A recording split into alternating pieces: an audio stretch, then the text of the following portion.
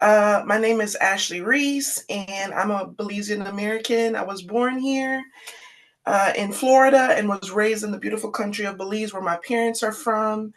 I've been a therapist for 13 years. So, uh, by degree, I'm a licensed marriage and family therapist. I'm also the proud owner of Positive Mindset Counseling Services. It is my baby for the past 5 years. I'm also a certified EMDR therapist. So, this specific therapy is good for trauma, depression, anxiety. I'm a member of the American Association for Marriage and Family Therapists and the Georgia uh, group. And I am a certified breathwork facilitator, sound bath healing facilitator, um, guided meditation facilitator, and I'm also the owner of Head to Body Retreat, the ultimate retreat for Black women. I really love what I do, and I'm so honored to be here with you all today because it is important to take care of your mind, body, and spirit. It is your greatest and grandest responsibility. It's about listening to the needs of your soul and honoring them. So before we jump right in, I welcome us to just pause for a minute. So it may be helpful to just take one hand on your chest, the next hand on your stomach, and if it feels comfortable for you to close your eyes, that's okay to do. If it feels more comfortable for you to stare at an object, that is okay. You do what feels good for you. And I want you to just notice. Just notice how your body feels in this moment. Notice if there's any aches or pains or discomfort. Notice if you just feel numb.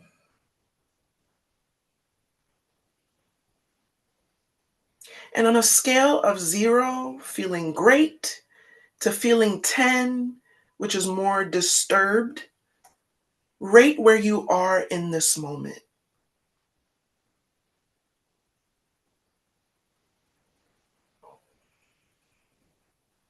And I want you to write that down. There is a method to my madness, and we're going to use that number a little bit later towards the end. Okay?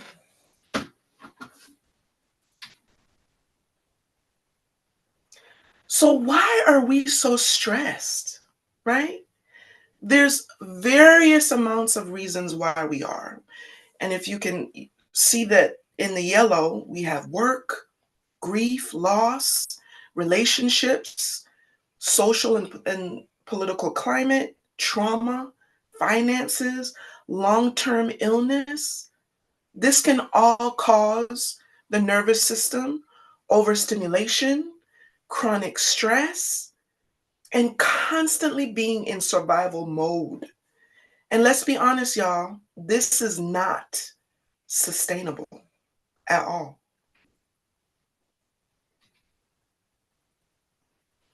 So, the nervous system.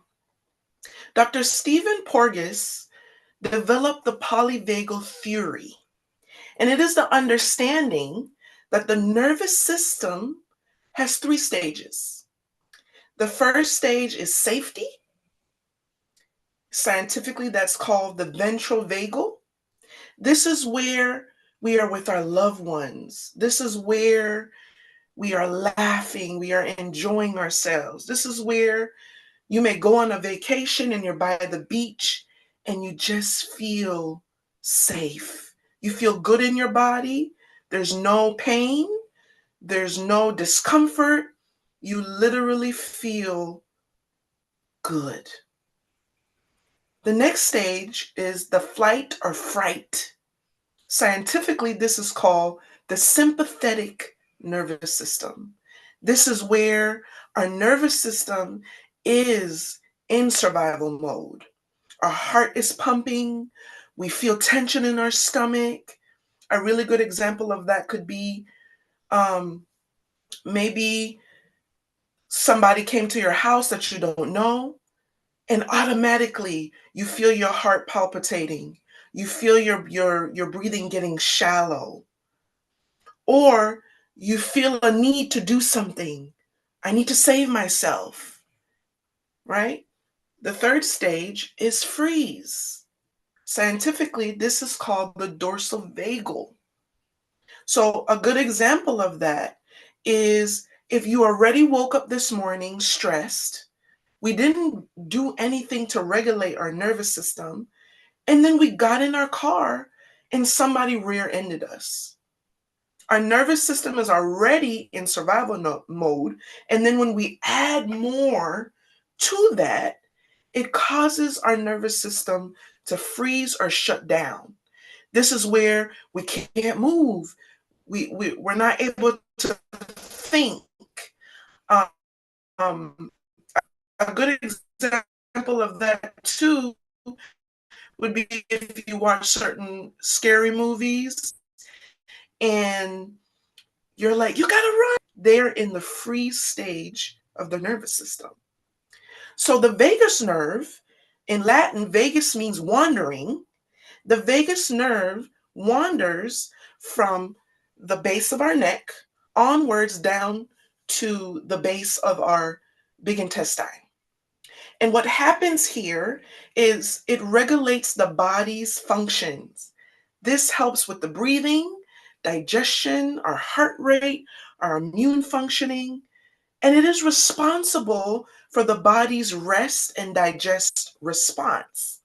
And there are two branches of the vagus nerve, which is the ventral, which helps us to slow down, that is more being in our safety, the dorsal, which we just discussed, the freeze, the shutdown, but it communicates to our body in a way where it causes us to do an emergency brake.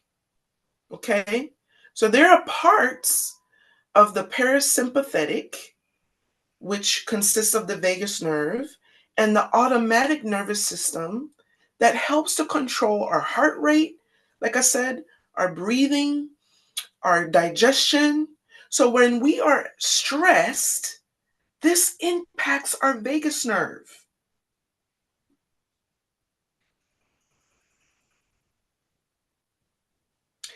Another part of the polyvagal theory is neuroception. Neuroception is the understanding that the body is constantly scanning for safety or danger. We were born with this. It allows us to react rapidly to potential threats. So, one good example of that would be I know we all have seen deer on the side of the road. When one deer runs, all of them run. It's the same for us. If we see one person running, we ain't asking questions. We're going to run to safety. Okay? Our body naturally does that for us. Co-regulation is when we become more regulated through connection with others. It is fundamental for us as human beings to feel safe and secure. And so when we get into groups, when we get into communities where we feel safe, we are becoming more co-regulated with each other. So a really good example of that is it begins in the womb when the mother's voice becomes a comforting sound for the baby. And so when we're born, we're needing that same co-regulation outside of our mother's womb. So this is why they say healing in community is essential. It can become very difficult for those experiencing stress and trauma because that affects the vagus nerve. And over time, if we're not co-regulated or if we're not doing things to help stimulate that vagus nerve, that's where it becomes difficult. It even becomes difficult for our body to scan for safety or danger if we're living in constant survival mode. So, but our bodies is like a sponge. The body receives before the mind understands and processes. So this is why I've learned over the years with my trauma work as a trauma therapist and specialist that we could sit here and talk about our trauma, our stress all day, but we're learning that the key to healing is through the body. It's through the nervous system.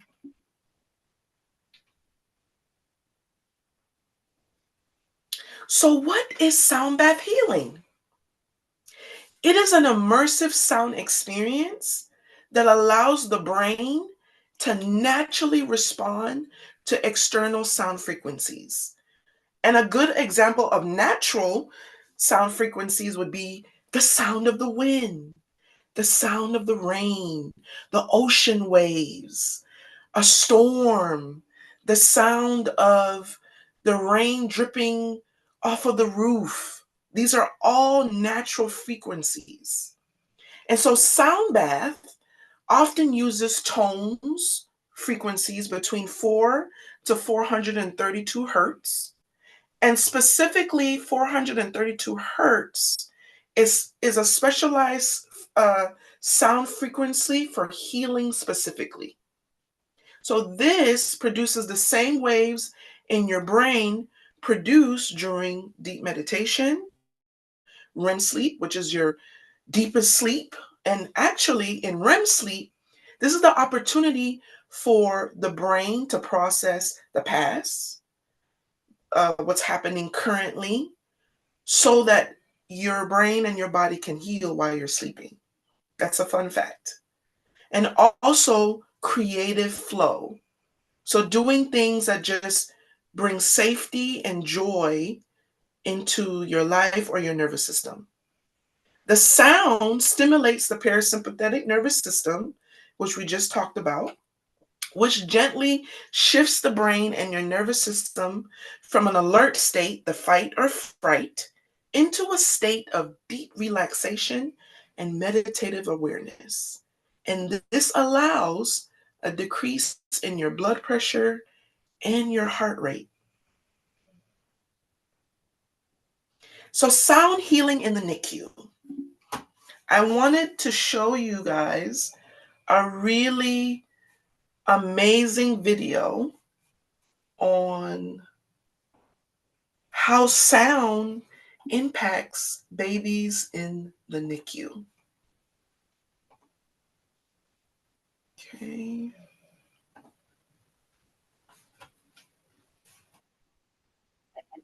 Okay, let me share my screen. Okay.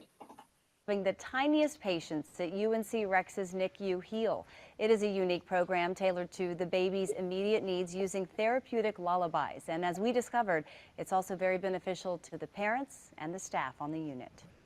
If you listen closely among the beeps and buzzes of monitors and life-saving equipment for the preemie babies at UNC Rex's neonatal intensive care unit,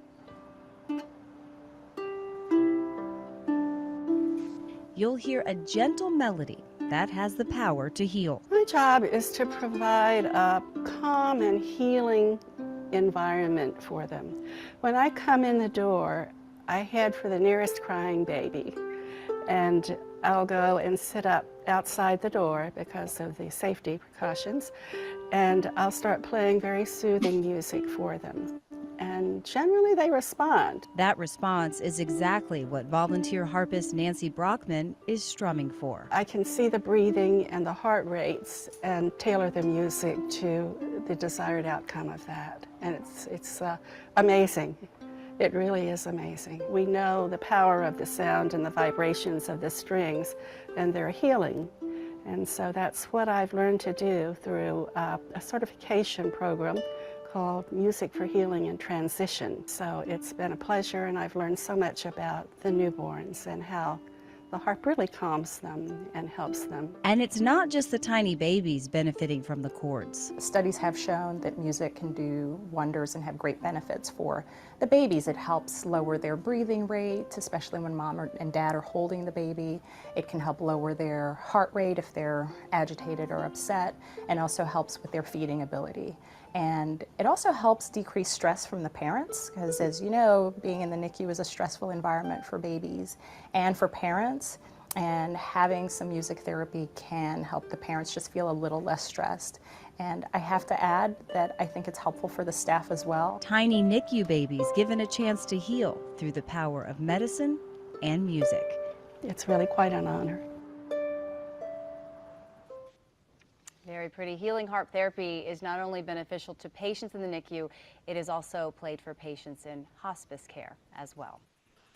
So isn't that amazing? The fact that we can use sound, music, intentional music to help these babies heal their nervous systems, help the parents at a very stressful time.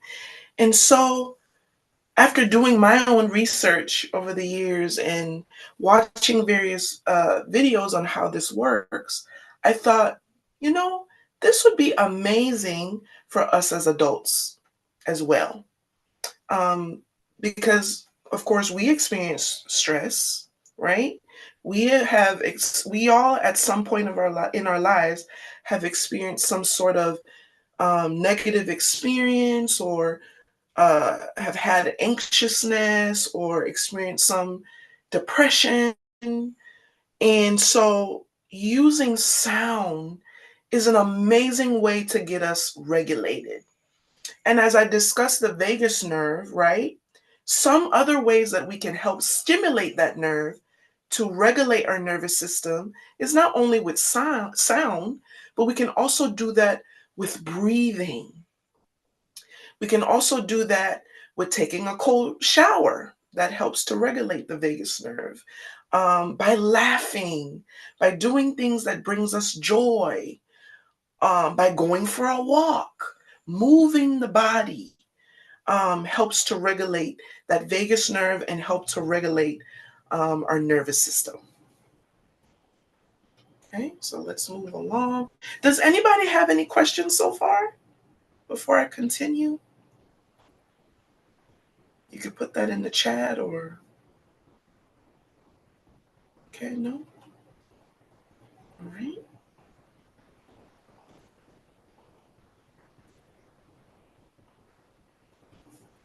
All right. So the benefits of sound bath healing is that it can assist with restoring coherence and balance in areas experiencing tension and inflammation and emotional stress. And this is why I had you guys go within and just check in with yourself to see if there's any tension. If there's any inflammation, do you notice anything? Because, like I said before, our bodies is like a sponge, it holds on to things. So this is why I have a lot of clients that come to me and they say, you know, I experienced this trauma 20 years ago and I don't understand why all of a sudden it's coming up. It's not that you just forgot, it's that your body has been holding on to that. And for so many people, they experience trauma and stress differently. So some people, the brain is protecting you by making you think you forgot, or the brain is protecting you by making you feel those emotions or making you feel that discomfort, just like how you experienced it the first time with that negative experience or trauma. The body is telling you, hey, something is wrong. And the more we put it to the side and the more we put it under the rug, it does nothing but make it worse. Every time we say, I don't have time to feel, every time we say, I got stuff to do, and we don't handle it and we don't take care of ourselves, we are making it worse. So, sound bath supports recovery from stress, trauma, and anxiety by helping the body to move out of the chronic fight, flight, and freeze patterns into a more safety stage of our nervous system. As I said before, it lowers the heart rate, the blood pressure, and cortisol levels. It increases clarity. It is helpful for trauma survivors or those disconnected from their bodies, because that's what trauma, stress, anxiety does. It disconnects us from the body. And so, in order for us to get more connected, this is how we become more aware of what's going on. Because if we can become more aware, we can do something about that. But if we're not aware, then we don't know where to pinpoint what's going on with me. It can stimulate the limbic system, which processes emotions and memory. And while research, of course, is always emerging, studies have shown that reduced anxiety and depression after sound meditation sessions. It improves mood and sleep in participants with chronic pain or stress-related conditions. I can't tell you the amount of times I've hosted sound bath experiences, and the amount of people that fall asleep in the session. And I always tell them, don't feel bad because you fell asleep. That is your body telling you that you just needed rest, that you needed to prioritize yourself. So that is okay. And so they'll come back to me and tell me, after your sound bath session, I slept so good the night after. And then they want to come back.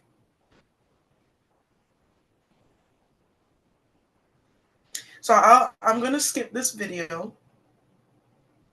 So how we can bring sound into daily life. These are just some suggestions, okay? We could do our humming. There's something about humming and singing that also regulates that vagus nerve. It helps to stimulate that and help to bring that safety and calm and peace into your nervous system. And I don't know about y'all, but when I'm singing my favorite song or humming, I automatically feel a sense of calm and a sense of peace. I feel joy. I feel safe. ASMR, which is also known as autonomous sensory meridian response.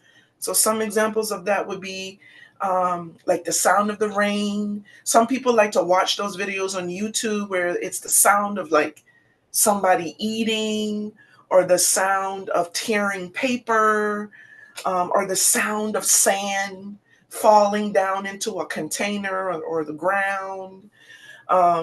Listening to music with intention. For some people that might be gospel. For some people that might be listening to songs that have affirmations in them. Listening to frequency playlists. There's a ton of videos on YouTube where you can listen to sound baths. You can listen to the sound, just gentle sounds without music. And of course, making time for short moments of stillness. So maybe going outside, connecting to the ground, connecting to the earth, getting grounded. That is good for the vagus nerve and for your nervous system. And if it feels comfortable for you to close your eyes as you're sitting there, getting grounded, or staring at an object, if you listen long enough, you can hear the natural sounds of the trees, ruffling, the wind, maybe a dog barking, or a car going by, or somebody calling for their kids. Um, these are amazing ways that you can bring sound into your daily life. So, what is not sound bath healing? Okay. It is not a one size fits all. Everybody has various experiences. I've had people come in, like I said, they may fall asleep. Some people don't. Some people may feel a tingling in the body. Some people may get cold. The temperature changes. Some people may cry. Some people may release. These are all forms of releasing the emotions that are trapped in the body. Some people may not cry or feel emotion. Some people may just simply notice certain things in their body, but it's not anything negative. It is not a religious practice. I've had a lot of people think that incorporating these different instruments to produce the sound baths have something to do um, with the devil or against God. It has nothing to do with that. We are simply helping to regulate your nervous system with the sound and with the instruments. Nothing more, nothing less. It's not about clearing your mind. Some people come in and they think, oh, but my mind didn't shut off. And my response to that is, your mind is not supposed to shut off. If your mind shut off, that means you're not alive. We're not trying to unalive you, okay? This is an opportunity to maybe slow down the thoughts. The fact that thoughts are coming in, it just means you're alive. Your brain is going to do what it's going to do, okay? But this is not about shutting off anything. This is being more about being aware of what's going on with your body, okay? This is not a quick fix or a cure. Um, I always tell people, you know, go to therapy, talk to a professional about what's going on, but use sound bath as a supplement, as an addition to your treatment with therapy. Or if you're not in therapy, using sound bath to just help regulate. Okay? And this is not a performance. Okay? This is not a concert. This is an opportunity for you to focus on yourself, not anybody else in the room. This is an opportunity for you to find your peace and quiet for however long the sound bath is. My sessions are usually 60 minutes. This is an opportunity to put you first. Because let's be honest, we are always on the go. We always got something to do. We always got somebody to take care of. Taking care of you is not selfish. Taking care of you is a must and a priority. Because if your cup is empty, how can you give? This is an opportunity to fill your cup. Okay? So far, any questions? Any questions at all? Okay? Sound healing is not just music, it is medicine for your nervous system. Okay?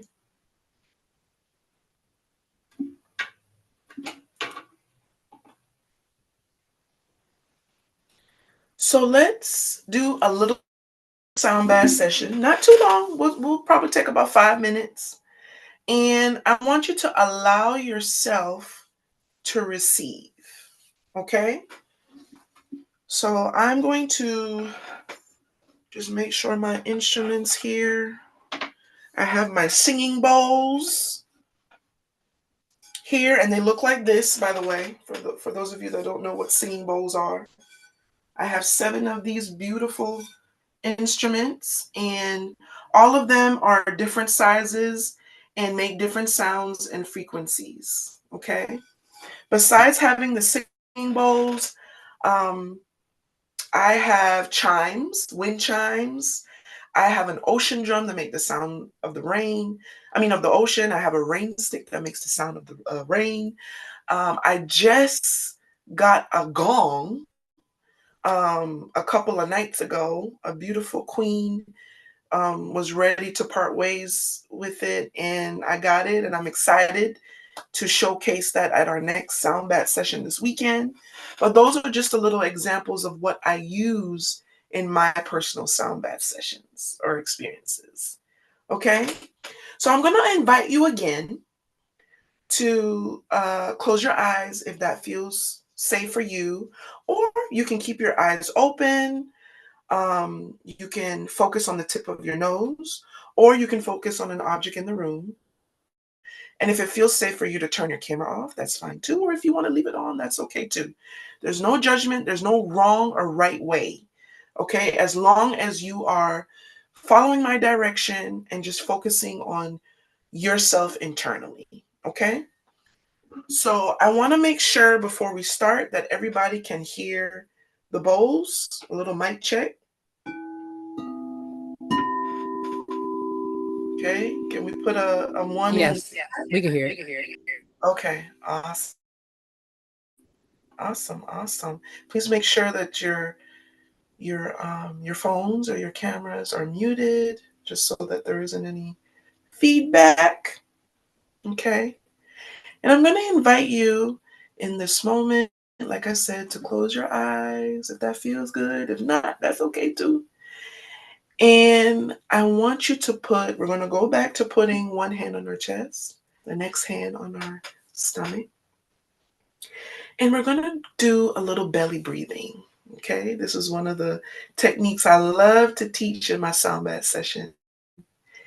And you're going to slowly start breathing in through your nose. Feel your belly rise and out through your mouth. Feel your belly contract into your spine. Let's try that again. In through your nose. Slowly out through your mouth. In through your nose. And slowly out through your mouth. Again, in through your nose. And slowly out through your mouth. And you're going to continue with that breathing.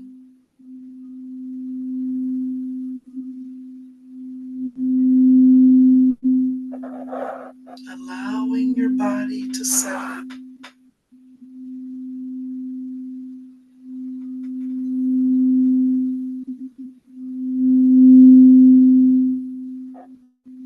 If you had any tension earlier, I want you to locate that in this moment.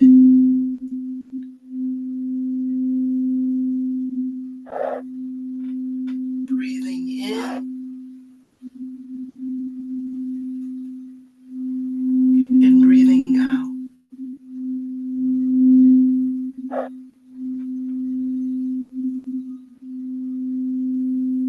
This is your opportunity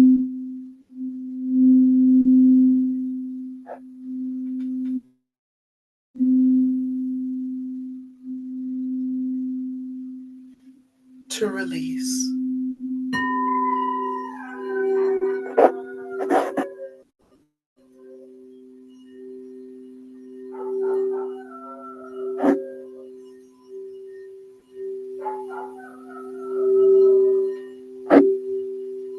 Breathing in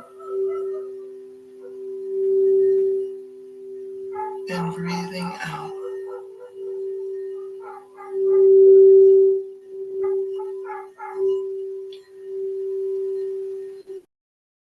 Reminding yourself that I deserve peace.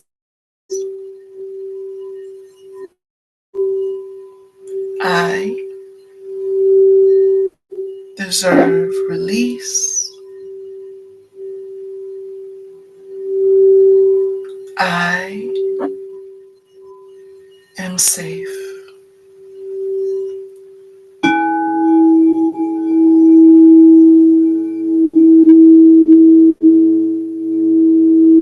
Breathing in and breathing out.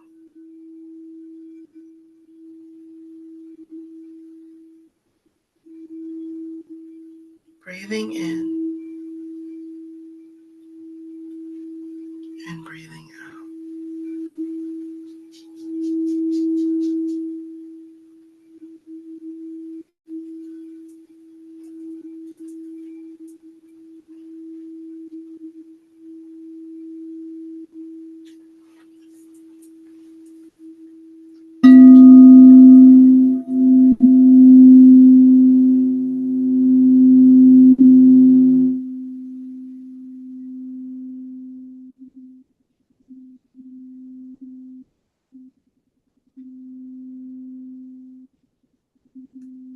as our practice comes to a close, we are going to take 3 deep breaths here, okay, on my cue. So let's breathe in through the nose, hold at the top, and slowly breathe out. Breathe in, hold at the top, and slowly breathe out. One more time, breathe in, hold at the top, and this time we are going to slowly sigh out. Back to our regular rhythm of breathing.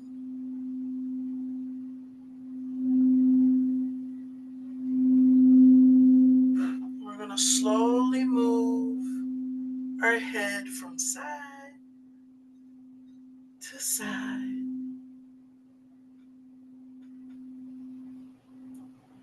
Wiggle your fingers, your toes,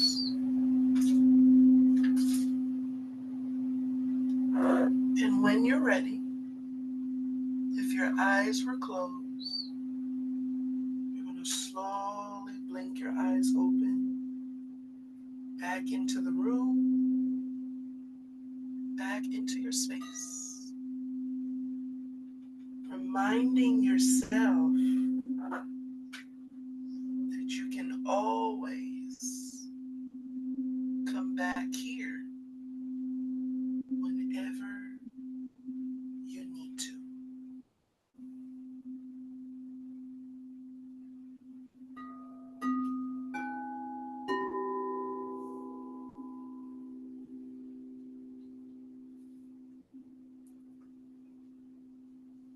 All right.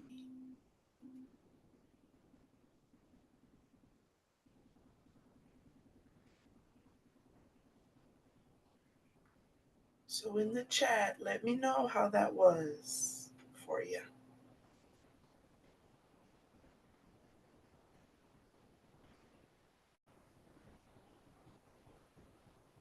Or you can speak, that's fine. Awesome. Awesome, awesome. And I want to ask, where was your number at first before we started versus now? Ready for more about them? Yes. So that's always going to be your gauge. Yes. That's always going to be your gauge for checking in. Okay, before, like, I woke up this morning, let me check in with myself. Where am I? Do I feel tension in my body? Do I feel it in my stomach? Do I feel it in my chest? Do I feel it on my back? On a scale of 0 to 10, where am I? Okay? And then when we get done, all right, where is that? So if we went from a 10 to a 5, great. 6 to a 3, great. But that might mean we need to do this a little bit more so we can get that down to a 0 or a 1. That is our goal, right? But we're not looking for perfection, we're looking for progress. Okay? So, well, we just talked about that. What did we notice? Is if there's any shifts in your body, any emotions, any images or sensations, that may look different for everybody. That is not going to be the same. And that is okay. Your experience is your experience. So, key takeaways: sound is medicine for our nervous system. It allows the mind and the body to connect more effortlessly. Okay? Rather than being in constant survival mode, stress, that is causing the disconnect. This is why there's a lot of people that are like, yeah, I don't feel nothing, or constantly stressed, or constantly depressed, or constantly experiencing um, just not feeling good. There's a disconnect there. The body is not able to heal itself. Small practices matter. So, like I just said, progress over perfection. This is not about being perfect. This is about doing the small things, taking time, which goes into our regulation as a daily practice. Make the time for yourself. When you wake up in the morning, I know for me personally, the first thing I do is pray, and then I'm checking in with myself, and then I'm doing some breathing, or I'll put on some sound bath or play my instruments, and I have set the tone for the day. And if I feel like in the afternoon or by the evening that I need to bring it on in again, then I'll do that. That is self-care. Self-care is not just getting my hair done, getting my nails done, getting a massage. Ain't nothing wrong with that. But self-care looks like prioritizing these small steps and habits to be more regulated. So that's drinking more water, being mindful of what we eat, um, doing the sound baths, small steps. This is what builds the muscle, especially when we experience trauma. If you've experienced trauma 40 years, it's going to take uh it's going to take more than a couple of months to to heal 40 years, right? Just like it's going to take a couple of more sessions um to heal and work through stuff that's being stored in your body. So we're not looking for perfection, okay? And I do sound baths for groups, retreats, for corporate. I enjoy this work. This is sacred and healing work. And I'm grateful that I have the opportunity to bless others that I feel like God has given me the gift to give, you know. I've done sound bath sessions in person, virtually, like today, virtually. I've done sound bath sessions for retreats, for workshops. I used to work part time at a school for children on the spectrum in Thomasville, Georgia. And every Friday, I would do sound baths and breathing with those children. And the fact that they can learn how to regulate themselves at such a young age, man, by the time they become adults, they'll be good because they will know the tools and how to regulate and create that safety for themselves, right? Any questions or comments at all as we are wrapping up?